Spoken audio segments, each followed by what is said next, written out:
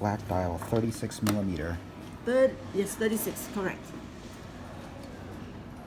And this is like, how many euro? 4,132 euro, tax-free. Okay, wow. Yeah. That's really nice. And you said this is a new color, just Yes. released last year? Yes. Yeah, the blue is pretty nice as well. Yes, yes. Welcome to Watch Symposium. I'm Austin. All right, so a comment and a question from Paul McShea, and you can read this for yourself in the description of this video. Paul writes, "Hello from Ireland. I am in need of a small bit of advice. I'm looking for a 36 millimeter piece. My options are," and he has 3 of them. Number 1, Tudor Black Bay 36 millimeter new for 2,000 euros. Rolex Explorer 114270 used from 4,000 to 4,500 euros. Or number 3, Rolex Oyster Perpetual black or white dial 36 millimeter new for 4,700 euros. He says, "I'm leaning towards the Black Bay 36 millimeter as it seems to have everything I like in the Rolex, but for half the price. I would imagine it will always be worth 1,200 to 1,000 euros. I'm not looking at it as an investment, just want a nice watch. I would imagine the 36 millimeter Explorer would be the best bet as regards any possible increase in value. But I feel that Tudor is better made than the older Rolex 114270 and 14270 as regards clasp and bracelet, that's for sure. The new OP with the black or white dial option is a very nice piece in 36 millimeter, however, feels more like a 37 or 38 millimeter due to the case. But is it worth 4,700 euros? I value your opinion, Austin, as you always seem honest and sincere in your videos. Regards, Paul." And he has a PS. He says, "I already own a Rolex Explorer 214270 Mark II 39 millimeter. That's just, yeah, the kind of the newest of the new Explorer 39 millimeter. But it just doesn't feel right. I have a 7-inch wrist. I'm 6'3" and 220 pounds. The 39 millimeter looks good on me, but it just doesn't feel right." All right, so basically he's got an Explorer, he's got the 39 millimeter, feels too big for him.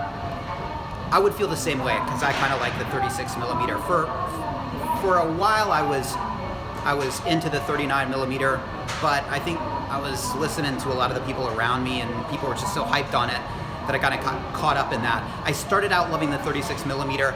I had sort of a brief period of influence from outside sources, and now I'm back to the 36 millimeter. I think that's the sweet spot for me. And I think if you look at those two watches side by side, it just, the dimensions of the 36 millimeter Explorer, I think, look spot on. The 39 isn't bad, but I think the 36 is where it's at. And so I would lean in that direction. Okay, let's go through. So now, first of all, before you do anything, Paul, and you've probably already seen it, but check out the link in the description of this video, and I talk about a similar question, a Tudor GMT versus a Rolex GMT, and in that video I essentially say, don't settle, all right? I'm gonna say the same thing here. In fact, I'm not gonna say the same thing here because I say it in that video, so check that out. I think it applies to your situation as well. So if you think you're settling, don't do it, okay? But just check out that video. I don't want to repeat myself. So we're actually just going to look at the watches themselves. All right, so now he talks about the 36 millimeter Explorer would be the best bet in terms of an increase in value, and I agree with that. I think it's going to be, you're going to retain your money more, all right? And it's going to be the one that most people would choose and respect, and you're going to get a lot more props from people, much more than the Tudor, and a lot more than the OP. The OP, it's got a kind of a, you know, reputation for being a vanilla watch. I love them, but I can see people looking down at your wrist, checking out the OP and saying, I wonder why I didn't go Explorer. Now, I love the OP because you can get those awesome different colored dials, and that's what would draw me to those watches. Now, you're thinking about getting an OP black or white. You know, I would, okay, the white makes sense. Now the black is a beautiful sunburst dial, but if I'm going OP, I'm getting that beautiful blue 369 dial. Now you could go pre-owned with that, and in fact, yeah, you wouldn't have to get the brand new OP. If you wanted to, you could get a discontinued silver 369 dial. I think that's a pretty cool one. That's 36 millimeters, and that would probably run you around I would say 4,000 euros perhaps. So as far as value goes, the Explorer for sure. He says the Tudor I feel is better made than the older Rolex. Yeah, okay, so that's an interesting question. That's a totally different video, but we'll talk about that here. Okay, an older, less made Rolex or a newer, quote, better made Tudor. And many people would say go for the Tudor. Now, I have stamped clasp vintage Rolexes, and people sometimes drop by in the comment section and say, oh, look at that, you know, Scott doesn't even have a milled clasp. You just have to look at older Rolex as sort of a product of their time, and instead of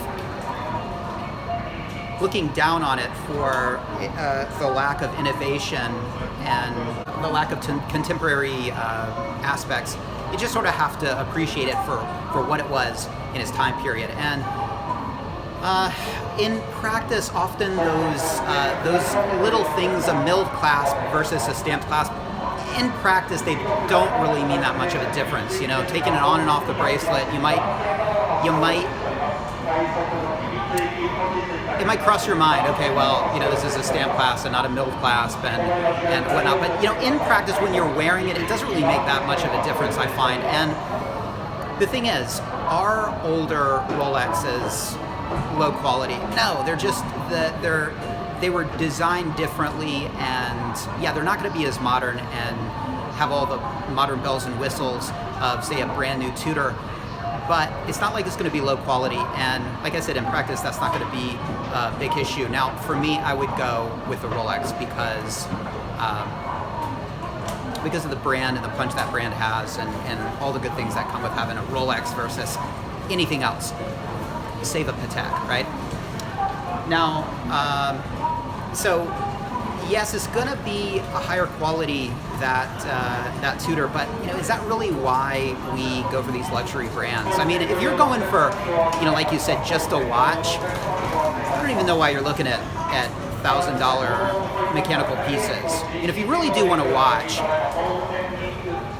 get a good quartz, get a Grand Seiko quartz, just get a regular quartz. But see, you're not looking for just a watch. You're looking, you know, if you're thinking of spending $2,000 on that Tudor, you're looking to experience something more than just a watch that tells the time. So I would seriously consider a Rolex. Yeah, it's more, but like I said in that other video, years down the road, it's going to hold more value, and you're going to respect it more, and it's going to feel much more of an accomplishment to get.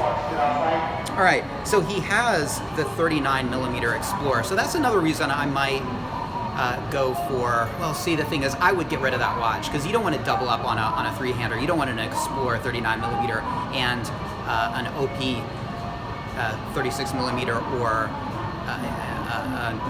an Explorer 36 millimeter. So I think first order of business, you should think about getting rid of that watch, okay? Now you could always get the new piece and then get rid of that, but I think if it doesn't fit you like you want it to fit you, I think you should consider selling that 39 millimeter Explorer before or after this next watch that you get. I might consider doing it, if you can, after, so you can really compare them. But if you need the funds, I would say go ahead and try to do that. What else can we say about these things? Okay, so yeah, Tudor, great watch. I would avoid it. It's, yeah, like you said, it's probably gonna tank in value, and you might get £1,000 or €1,000 out of it in the future. But it's not going to hold its value like the Rolexes. The Oyster Perpetual will not hold its value. Okay, they just Oyster Perpetuals. They're soft, but if you do just want a good watch, that could be the way to go. I would consider getting it used, especially if you're, it's not an investment piece, so I would consider getting that used. Yeah, the 36mm Explorer is going to hold its value. Is it going to increase in value? I don't know. I think there are models that are going to increase more, but that's certainly a possibility, more of a possibility than the Tudor or the OP for sure. And so that might be a good way to do it. And look, I'm drawn to the OP because of the color, and you're already thinking about a black dial, so I would go Explorer. Okay, I would go Explorer 36mm, and then you could just do a trade, probably. Maybe get a little bit more money because the 39mm is more kind of desirable these days. Not to me, but I think to the general public. Or you could sell it, use that money to get the 36mm Explorer. All right, it sounds to me like you're leaning towards the 36mm Explorer. I would try one on, have your 39mm Explorer with it, and that's the way I would go. That's the way I would go. I wouldn't worry about getting the OP new. In fact, I wouldn't consider a new OP. I would try to get that one pre-owned. All right, if you do go the OP route, but I don't think you should go the OP route. I think you should go the Explorer route because I think that's what you want. It's a more desirable watch. Okay, the only really reason you would go OP is just because of the cool color. That's it. But the movement's not as good. It doesn't have the good reputation of the Explorer.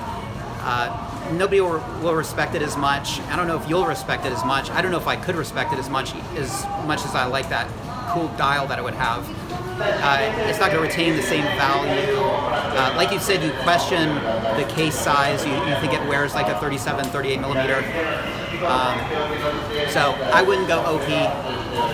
The Tudor, you want a Rolex, not a Tudor, right? Everybody wants a Rolex instead of a Tudor, except for a select few like Guido Pelagos who hates Rolex and sort of loves Tudor. And there are a few sort of outliers that are like that, but most people would rather go for the Rolex. I would go for the Rolex. Again, check out that video that I made, and I'm talking to you in that video as well, all right? Explorer is going to fit you well. It's got that sort of cool, adventurous history, and that's the way I would go. I would go 36mm Explorer. All right, take care. Thanks for watching. What do you guys think? What would you advise for Paul? Leave your comments in the section, and don't forget to like and subscribe. See you next time.